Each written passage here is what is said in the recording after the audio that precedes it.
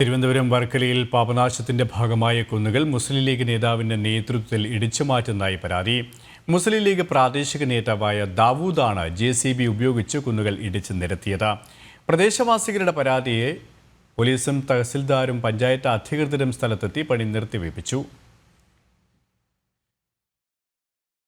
അതീവ പാരിസ്ഥിതിക ലോലമായ തിരുവനന്തപുരം വർക്കലയിലെ പാപനാശം കുന്നിന്റെ ഭാഗമായുള്ള സ്ഥലമാണ് മുസ്ലിം ലീഗ് നേതാവിന്റെ നേതൃത്വത്തിൽ ഇടിച്ചു നികത്തിയത്.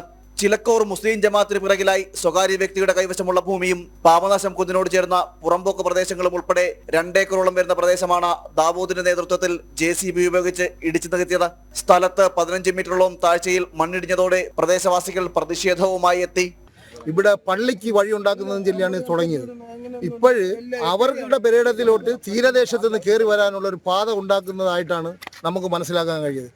നമ്മൾ ഒരു മാസങ്ങൾക്ക് മുമ്പ് ഞാനിത് കണ്ട് അന്ന് തന്നെ സെക്രട്ടറിയെയും കൊണ്ടുവന്ന് ഇവിടെ താലൂക്ക് ഓഫീസിലും നമ്മൾ ഇതിന്റെ ഒരു പരാതി കൊടുത്തിട്ടുണ്ട്, കളക്ടറിന് പരാതി കൊടുത്തിട്ടുണ്ട്. മുസ്ലിം ജമാഅത്തിന് സമീപത്തെ ഭൂമി കൂടി ഇടിച്ചു നികത്തിയതോടെ ഖബർസ്ഥാനങ്ങളടക്കം പൊളിഞ്ഞു വീഴുന്ന നിലയിലെത്തി.